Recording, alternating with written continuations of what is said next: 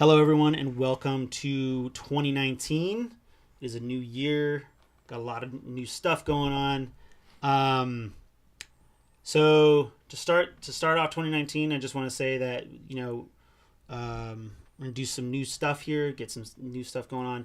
First, this is the very first episode of the LAN Party Show, but it's essentially the LPE Podcast, just with a new game, and it's gonna have a new name, and it's gonna have a lot more tighter focus on certain things. So to start 2019 off, I'm joined by Isaac. What's up?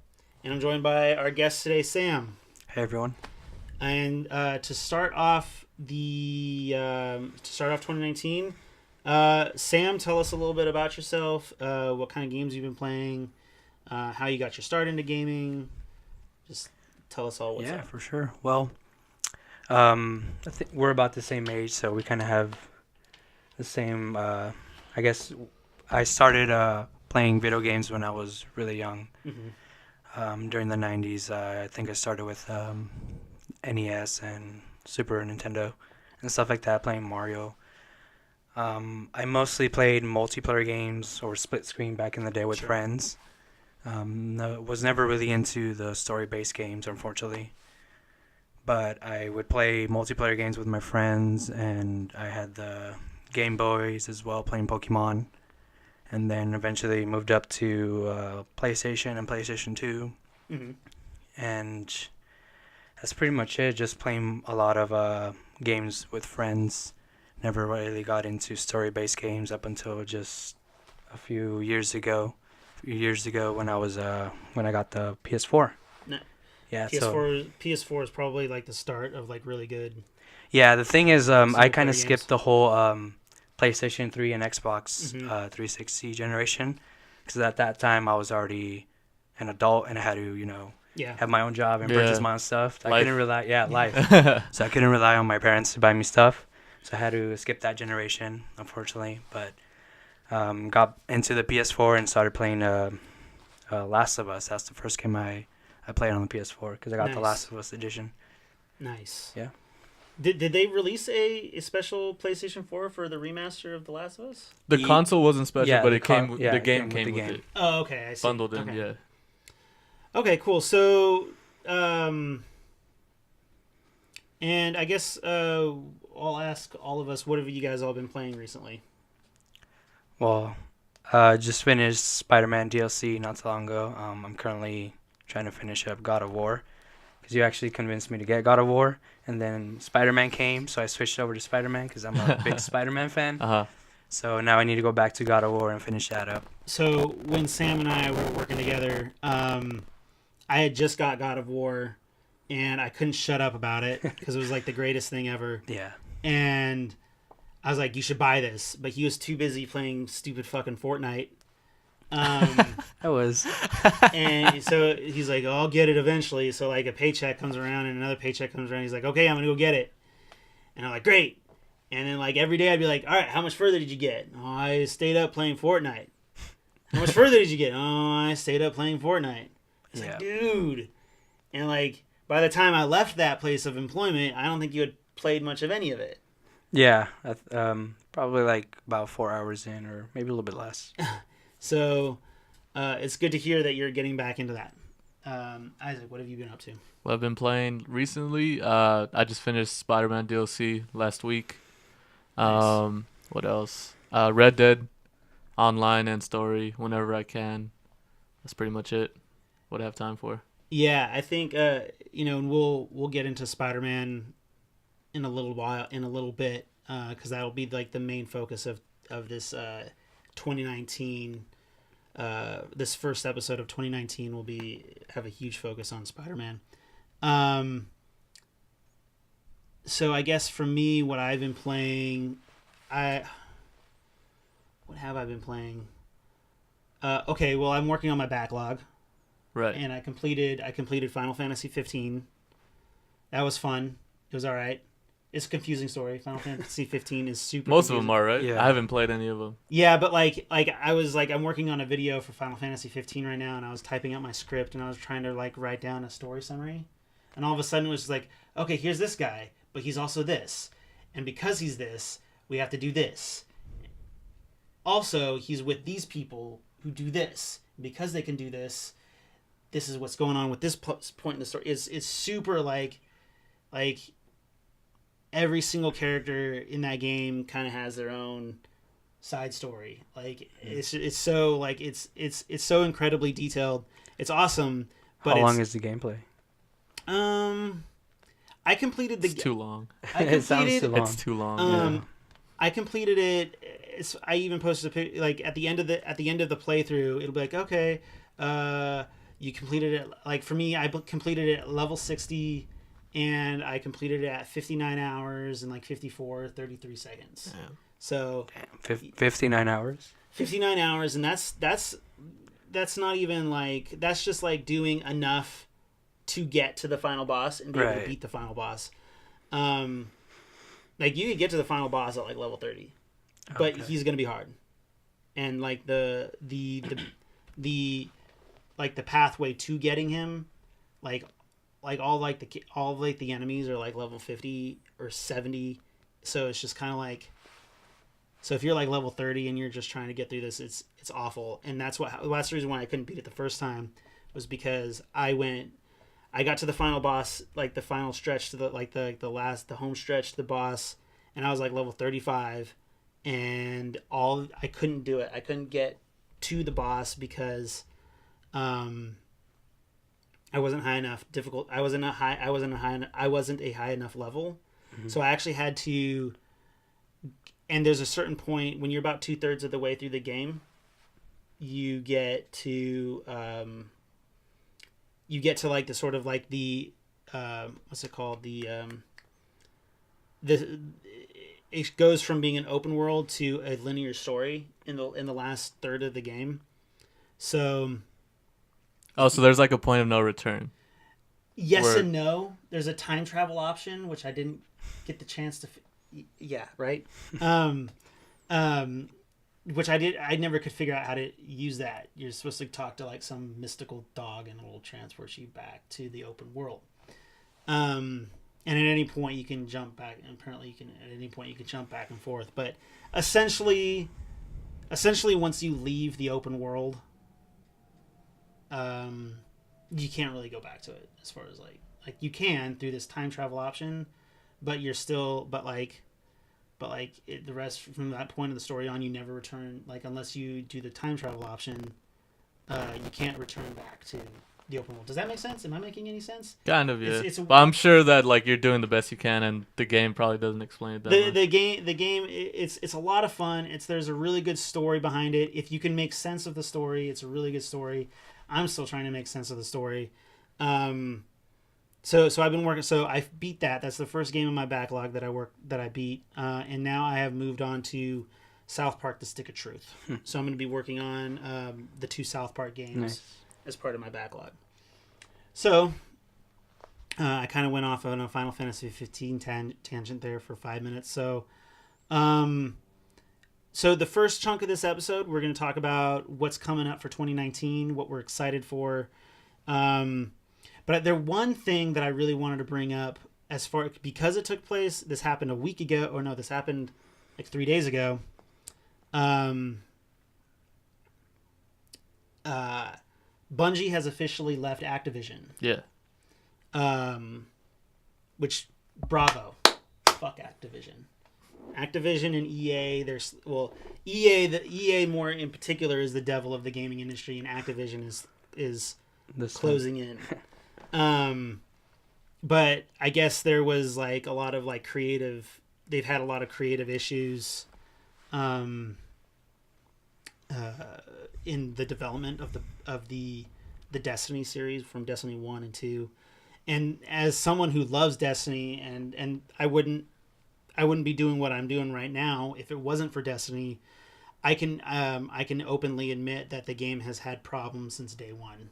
From Destiny 1 to Destiny 2 until now, there's always been some problems. I guess it's gotten better since Forsaken came out. But I think it's great that Bungie is separated from Activision. Activision has relinquished all of their rights to the Destiny franchise. So Destiny solely belongs to Bungie now, so Bungie is now an independent studio. They don't belong to Microsoft or Activision or anybody anymore. So I think that'll be really interesting for them going forward. It'll be cool to see how they decide to creatively take the story of Destiny, where they're no longer being like hampered by Activision and what Activision wants, because Activision owned Destiny and the publishing rights. Right. So I'm curious to see what's going on with that, and maybe in a way this will be a downfall to Activision in a matter of speaking, because they've been messing with World of Warcraft for a while, and World of Warcraft, a lot of people would say that since the acquisition of Blizzard, that when Activision bought Blizzard, they've felt a shift in the way World of Warcraft is played. I haven't played World of Warcraft in a long time, so I don't know.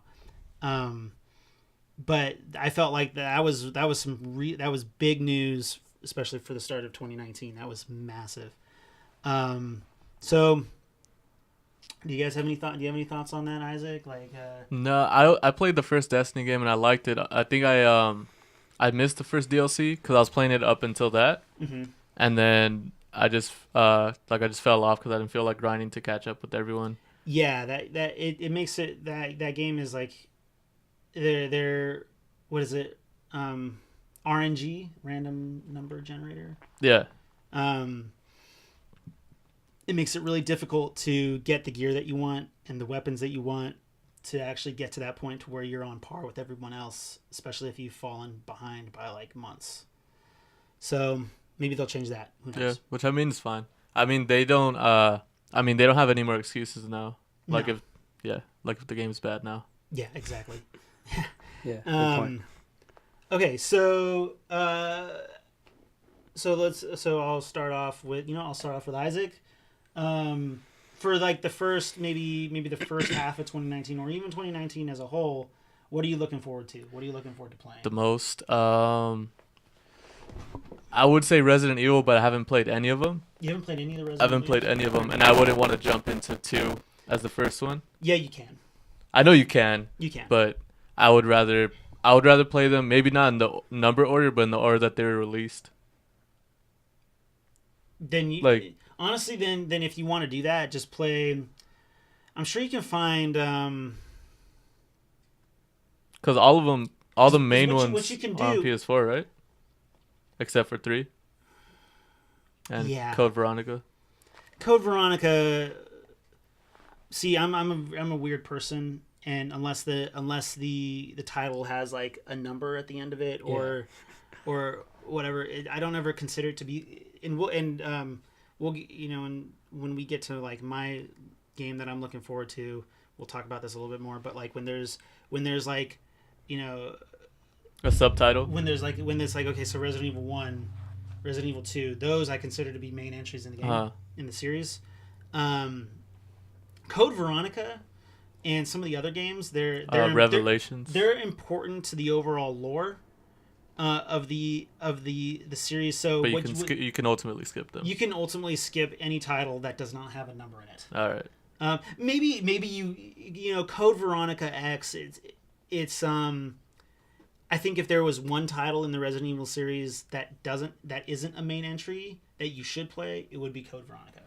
Okay. Code Veronica does have some main story points in it, but it's not necessary because first of all, it might be hard for you to find it because it's a PlayStation 2 game. Yeah. It could be on PlayStation Now. I don't think it is. I doubt it. I mean, you can always emulate it. Yeah. Yeah, you can find like PlayStation Now is the streaming service on PlayStation. Mm-hmm. Yeah. Don't ever get that. It's whack. Okay. So yeah, there's that one. I got Mortal Kombat, but that's in April, and they haven't announced the release date for it yet. But Cyberpunk. Right. Yeah. Whenever that's coming out. And the thing is, like, there when I move on to my turn, there'll be a couple titles in there that that's like, okay, well, why is he leaving that title out? It's like, well, they don't have official release date. Yeah. They don't even have a release Yeah. window. Yeah. Some games, You don't even, because like I would say I would say what's The Last of Us. what's the Hideo Kojima game? Death Stranding? I would Death say Stranding, that, but for we don't sure. know if that's coming. Yeah, we don't know if that's this coming year. out. It's Well, I probably guess not. We can include games that were talked about on E3 last year. Yeah, we could. It's just like the thing is, like, first of all, I've learned that I don't pre-order games until there's a release window. I'll be okay with a release window, but if they don't have a release date at all, I don't even bother. Because I made that mistake with Mass Effect 3. Oh, it was announced. I pre-ordered it, and it was sitting in my GameStop account for 3 years before I actually got to play it.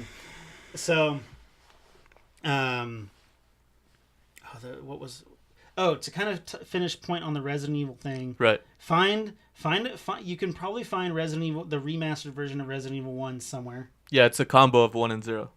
And zero as such, it takes place literally like 2 hours before Resident Evil 1 does.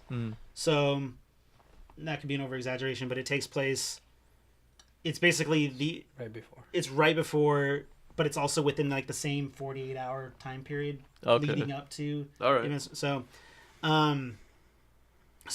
what you can do beautifully enough is you play some version of Resident Evil 1, and then you can go right into Resident Evil 2. Yeah. And I'm praying to God that they do decide, because my personal favorite in the Resident Evil series, besides Resident Evil 2 was it's a really great game. They fixed a lot of things from Resident Evil 1 to Resident Evil 2, which was great. But the best game is Nemesis, and I hope that they decide to do Nemesis. It's the only What one about left, the arcade right? version? The arcade version of what? Resident Evil. Yeah, I remember playing those. Oh, I do remember that. You play it at like an arcade, and Yeah, and it's one of the you're on a rail. Yeah, cabinet. Yeah. Nah, I don't count those ones.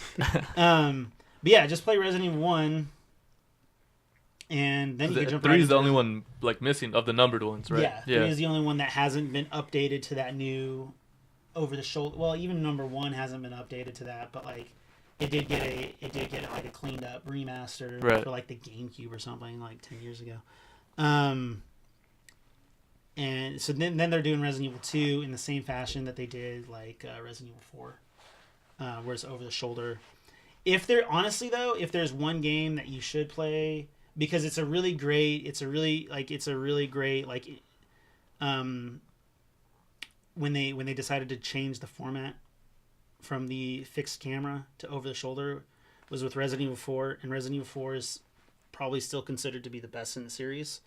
You should give Resident Evil 4 a shot, because like you don't even have to play 3. Well, I want to give the whole series a shot. You should give the whole series a shot. I'm one of the very few people that I can honestly say that every single entry from 1 to 7 is a lot of fun, and a lot of people would argue that 6 was the lowest. Yeah, 5 and 6 people don't really like. A lot of people had issues with 5 and 6.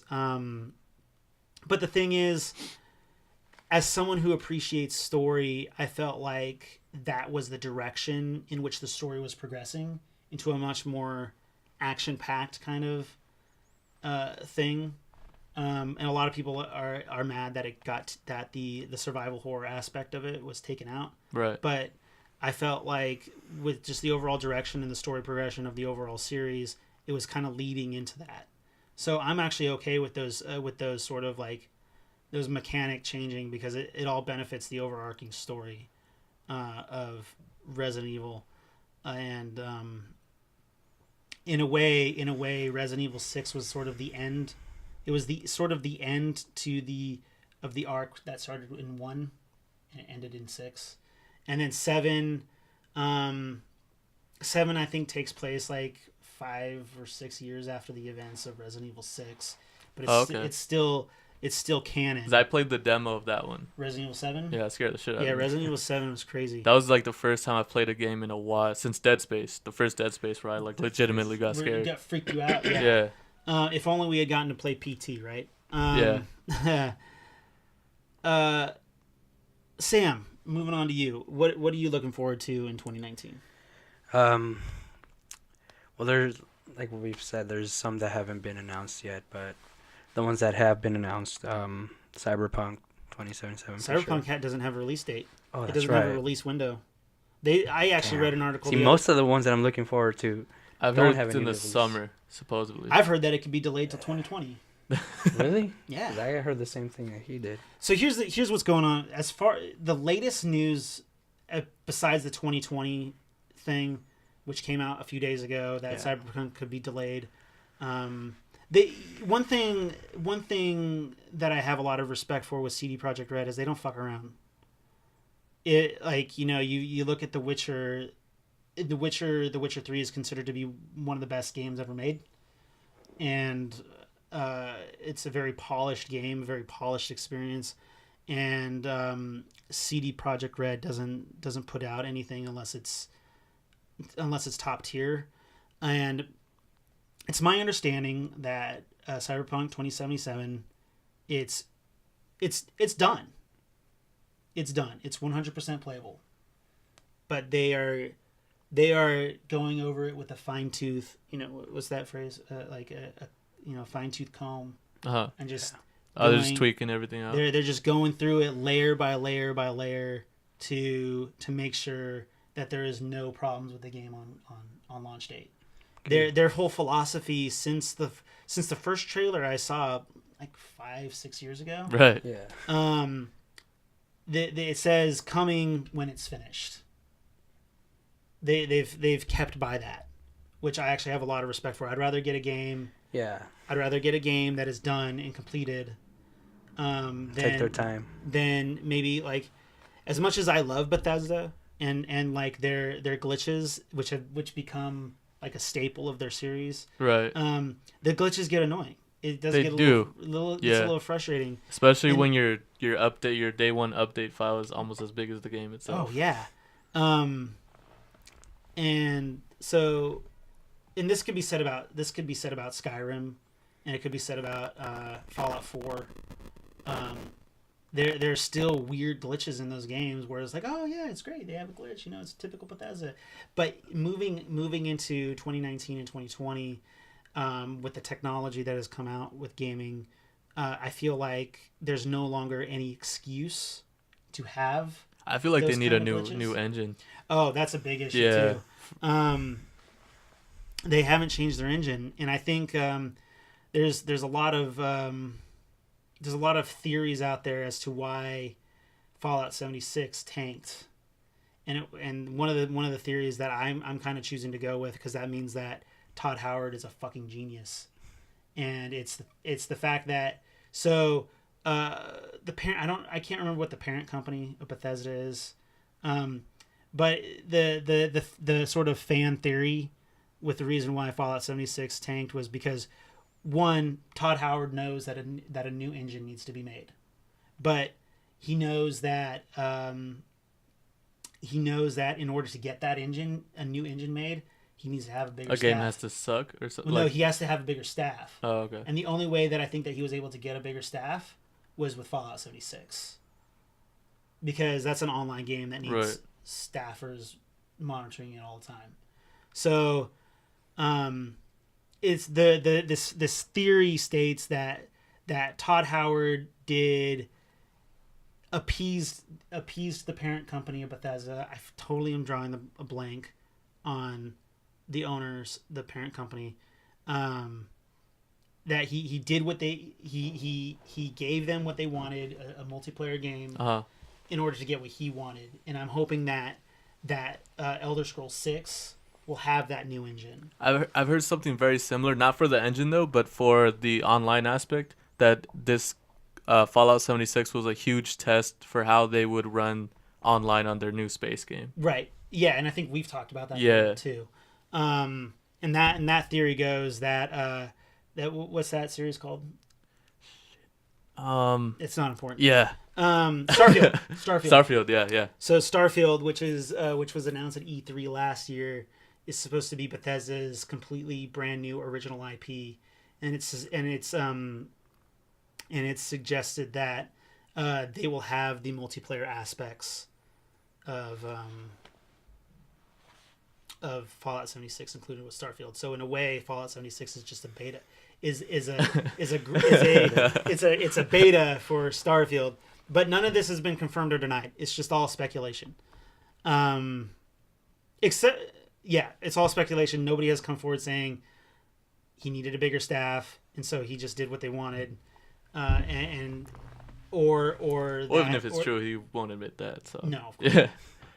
or nobody's come forward saying, oh yeah, this is basically Fallout 76 is like, it's a test for Starfield. It's all speculation. Yeah. So Sam, I think I went on another tangent there. Yeah. So you're talking about your 2019. Well, let's see what else is coming out. Devil May Cry. Devil May Cry 5. That one. Was that March? That is March. That's early March. And that's one I've never played. March 8th. I've never played any Devil May Cry games, and I'm actually looking forward to getting into those. Pretty fun. I've been told that I need to watch some videos on the story, though. Yeah, for sure. So, what else you got? Well, a lot of these aren't even announced yet. Yeah, so. But you go ahead and name them. Well, Last of Us 2 for sure. Last of Us Part 2. Death Stranding. I honestly, I do believe that The Last of Us Part 2 will be launched during the holidays. I hope so. I think that'll be a 2019 release. However, Death Stranding. That one. I don't think it's coming out. Yeah, I don't think till the next generation. I don't think. You think so? You think that'll get put off to PlayStation 5? Yeah, I think so.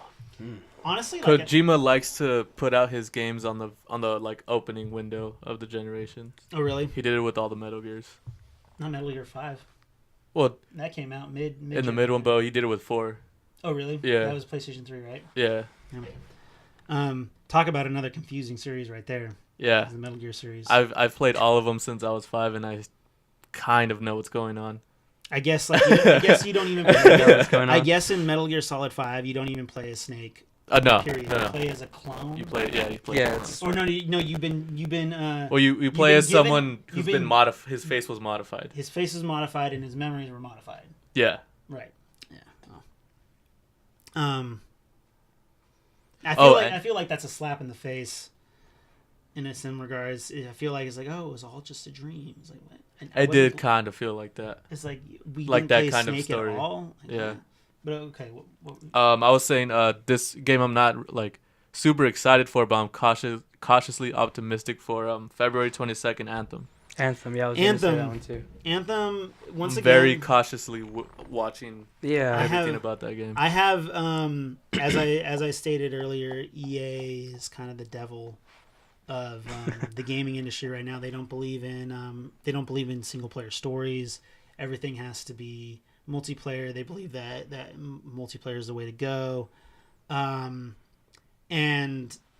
just in the recent years, I did like Mass Effect 3, but I can definitely tell even in Mass Effect 2, and this is all along the lines of BioWare, so it's related to Anthem. BioWare was owned by Microsoft when Mass Effect 1 came out. That's the reason why Mass Effect 1 was exclusive to the Xbox 360. Correct, if any of you guys know more information, correct me. I don't know. But then EA bought BioWare, which then made Mass Effect 2 and 3 available on all the other consoles. But you can kind of start seeing... don't get me wrong, Mass Effect 2 is the best one, but you can start seeing those... You can start seeing the slight EA tweaks in it. And then Mass Effect 3 is like, okay, well, there's going to be loot boxes that you can buy. There's going to be, for the multiplayer. It's all semi-cosmetic. Don't get me wrong, the Krogan Warrior in the Mass Effect 3 multiplayer, that was the best class you could possibly get. Yeah. That I felt like that was the only way that you could get that class is to buy the loot packs, which I did. I think I spent like $30 on loot packs. Like I spent a lot of money trying to get that Krogan Warrior. And I did eventually get it. But and then Mass Effect Andromeda was just I tried liking Mass Effect Andromeda. I enjoyed the game up until I completed it. And once I completed it, I let it sit in my head for like a month, And then after a month after having completed it, I was like, that wasn't a very good game. So yeah, Anthem. Cautiously optimistic. It does look nice. Yeah. But I'm not even gonna buy it. Yeah, exactly. But EA has done this before. You know, I'm not touching that game until I see good reviews. Because they released some gameplay of one of the what do they call them, Spartans? They've released quite a bit of gameplay for Anthem, and it all looks very impressive. Yeah, it all looks really good. But it's suggested that Anthem is EA's Destiny, that they've kind of created a Destiny-esque. That makes sense from what I've seen. Where it's like an online, it's always online, and like there'll be centralized area. There'll be like there'll be pockets of where it's just a completely neutral zone where other players are running around and getting missions or whatever. But we'll see. We'll see about Anthem. That and also Days Gone. Days Gone, yeah, Days Gone looks intense. You know, I've been following Days Gone for a couple of years now, and that game just keeps. That doesn't even have a release window. Still? I don't have a date for it. Do either of you guys have a date for it? Can you check into that? I haven't even checked. Let me see. I think the release window is 2019. I think so too. I think the release window is 2019, but I don't know. April 26th. April 26th? Yeah. Oh, so there is a release date. Yep. Okay, cool. I might have to pre-order that. Yeah. Because I've been following that title with a lot of interest for several years now. Another one that looks pretty interesting too, the Division 2. Division 2. I played the demo for Division 1. The 1? Yeah. I don't know. It was all right. Yeah, the game was all right. I borrowed it from my friend to try it out for a week. Mm-hmm. It was all right. Yeah. I liked it. But that and also Kingdom Hearts. Yeah, and leading into Brent's into mine, my the two games that I'm looking forward to the most come out this month, and that's Resident Evil 2. I'm really excited about that. I'm a huge fan of the Resident Evil series. So the fact that Resident Evil 2 is essentially, Capcom doesn't want to call it a remake. It's more of like they want to call it more of a reimagining of the game. Which makes sense. But it's just, I think for fans. But it has the same like missions and everything, right? It's for the most part. They've said that it's for old fans there'll be a lot of nostalgia. For new fans it'll be crazy. So that's essentially like what I've like picked up on. And they've said, okay, yeah, you'll walk through places and you'll recognize playing this part in when you originally played it 20 years ago. Mm-hmm. But enemy placements will be different. How certain things interact will be different. So it's essentially a remake, but like I feel like when the vibe that I got from Capcom is like, a remake just sounds a little tacky.